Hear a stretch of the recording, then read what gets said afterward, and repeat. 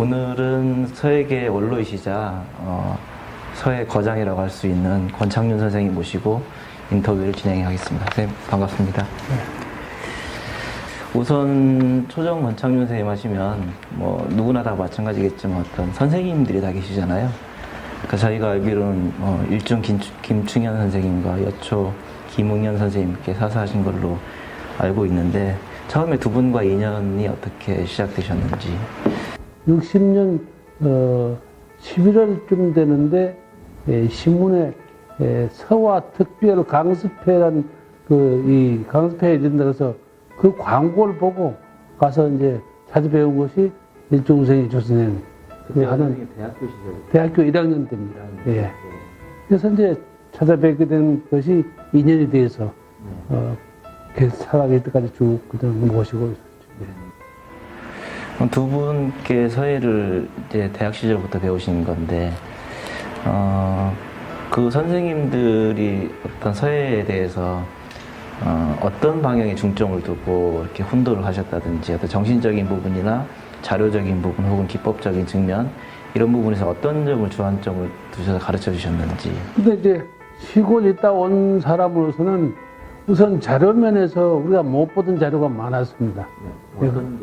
그러니까 이제 시골선 법첩이라 그래 봐야 그냥 한석봉 천자류 같은 거, 진짜도 아니고 류 이런 걸 보고 이제 아니면 글방 선생 또 그 지역에 좀 약간 문필을 하는 사람의 좀 정갈한 글씨 이런 걸 채첩을 받아서 썼는데 여기 보니까 예.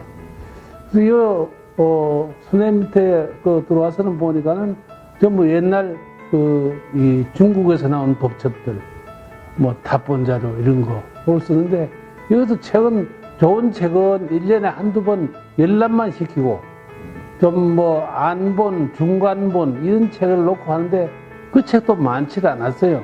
그냥 글씨란 건 대리 쓰면 된다, 내리 쓰면 된다, 그냥 무작정 쓰면 된다 이런 어떤 그 말이 유행할 정도로 그냥 그렇게 썼어요. 말씀하시기를 이 글씨는 속기를 제거하는 것이 제일 문제인데 이 속기를 제거하기 위해서는 원필을 써야 된다. 원필이라는 그 둥근 글씨, 둥근 획, 둥근 글씨. 그 속기를 제거하는 제일 큰 좋은 방법은 원필을 써야 된다. 그래서 해서 중에서도 전서에서 나온 안진경 해설을 많이 가르쳤다.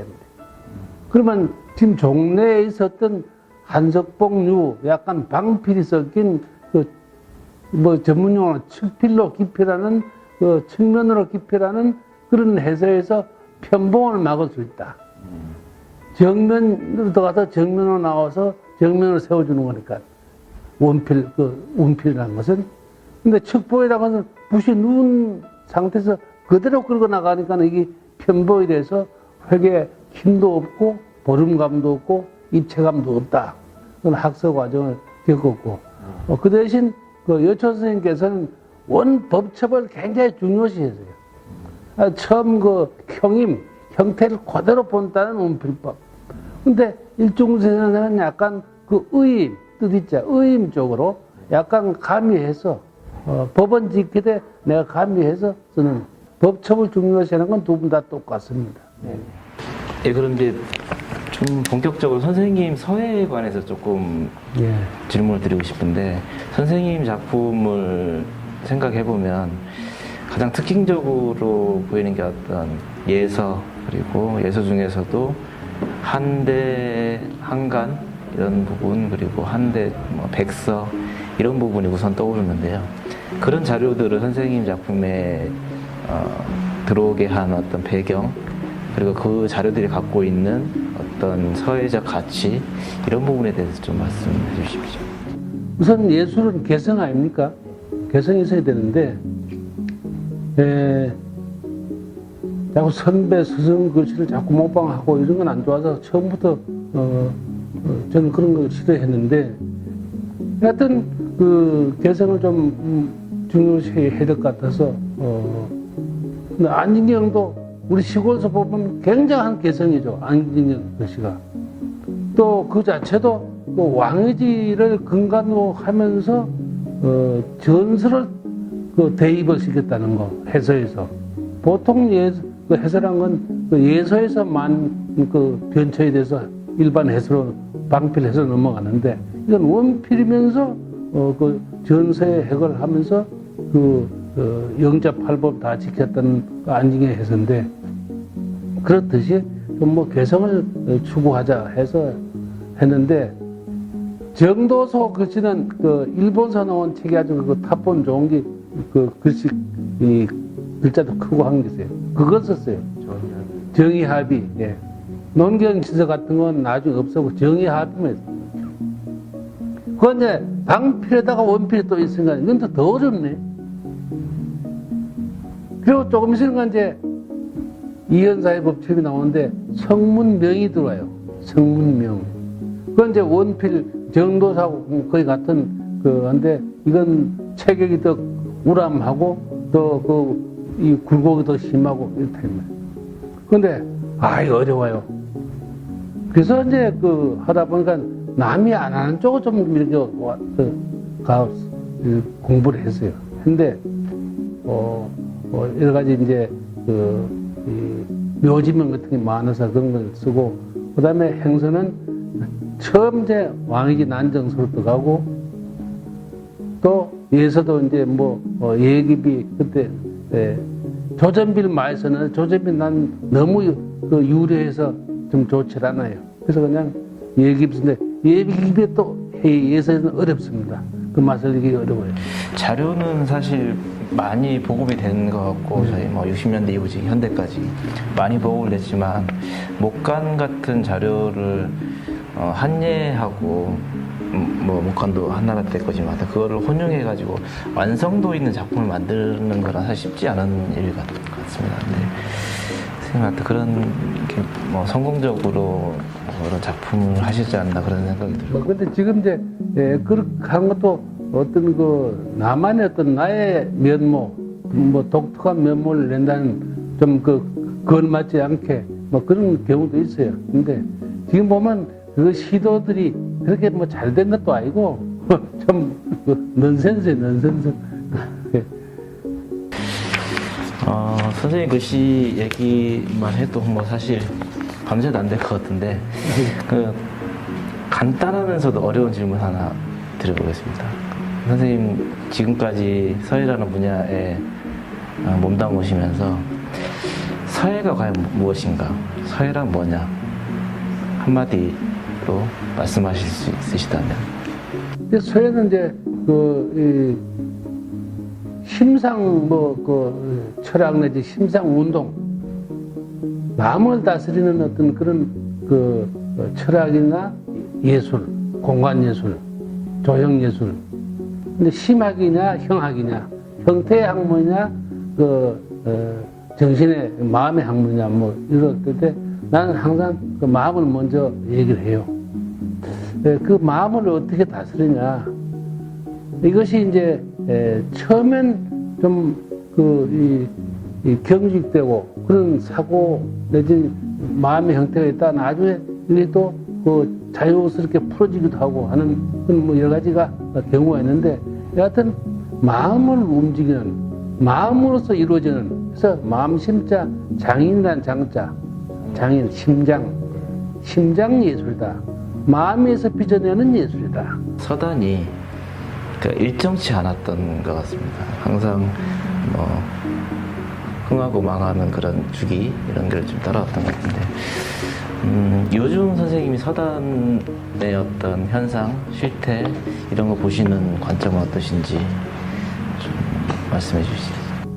난 최근에는 이제 대학 서예과도 생기고 또 외국하고 교류도 빈번하게 되고 하다 보니까 전시뿐만 아니라 무슨 세미나도 많이 학술대도 많이 열려서 여러 가지 굉장히 자각을 하고 자성을 하고 그런데, 학문의 방법, 예술의 방법, 또 서예의 원리를 다 알기 때문에 변별을 잘하는 거예요. 그것이 우리 서예가 이제 그렇게 나가야 되지 않느냐, 나는 이렇게 봅니다. 행위도 좋아요. 행위에서 하든지 뭘 하든지 그래 원리를 잘 아는 사람은 그 스케일과 발상이 달라요. 뭐 그런 것이 우리가 교육 문제에서부터, 서해 교육 문제에서부터 좀 개선을 하고, 선생이 자꾸 체법만 써주고, 그 하면 자꾸 내 거 닮으라고 하는데 그건 안 됩니다. 완전히 그 사람을 죽이는 거예요.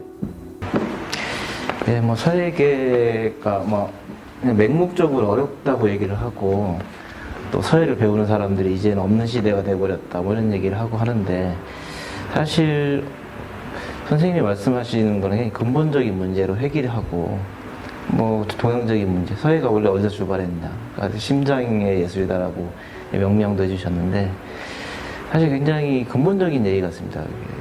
지금 우리 서예 교육이나 이런 게 기존에 내려왔던 공모전에 의해서 서단을 운영하는 방식 이런 데서 하는 거로는 나가지 못하는 그런 방식에서 또 기본적인 서예의 선이라는 게 뭐냐, 그리고 서예가 뭐 왜 자연에서 비롯하냐, 왜 추상이냐, 이런 근본적인 얘기로 돌아가야 될 시점이다라고 하는 말씀, 참 저희 후배로서도 귀담아 들을 말씀이라고 생각이 듭니다. 선생님이 걸어오신 길을 지금도 걷고 있는 서예계 후배들, 후학들이 많이 있습니다. 그런 분들에게 선생님이 살아오시면서 겪으셨던 어떤 조언 이런 얘기로 좀 마무리해 주셨으면 좋겠습니다. 우선 서해안 사람들이 너무 마음이 조급한 것 같아요. 우선 나도 참 성질 급하고 그런 사람인데 조급해서 되질 않아요. 그리고 너무 빨리 뭔가 성취를 하려고 욕심 많고 조급한 것도 있지만 빨리 뭐 성취도를 내보이려고 그게 사상누각이다, 사상누각. 그래서 자기가 훈련한 만큼 노력한 만큼 나온 건 사실이거든요. 생각도 많이 해두고 실제 노력도 많이 해두고 그 다음에 일단 그 어느 계통도 마찬가지지만은 글씨는 어차피 이 선의 예술이고 조형의 예술이라면 그걸 잘 나타내는 나의 조형, 나의 선이 있어야 된다. 그러려면 그 기본 법칙을 다 마스터한 이후에 그런 걸 잘 맞게 할 수 있는, 또 보완할 수 있는 방법, 역으로는 그런 걸 스승 선배들 그걸 해주는데 자기 식으로만 자꾸 자기 기준은 되고 자꾸 욕을 하고 강요를 해요. 그건 사람 그 개성을 완전히 무시하고 버리는 거거든요. 뭐 모든 전반에 걸쳐서 좀 너무 조급하게 하지 말고 하나하나 마스터하면은 나중에는 그런 기하급수적으로 막 그냥 더 빨리 이 성취도가 나올 수 있는데 바로 성취도만 생각하고 하니까 중간에 빠뜨리니까 내 자질이 없는 거, 쌓아놓은 자질이 없는데 나올 게 뭐가 있으면 짜봐야 뭐 아무것도 안 나오는데 뭘 나와요.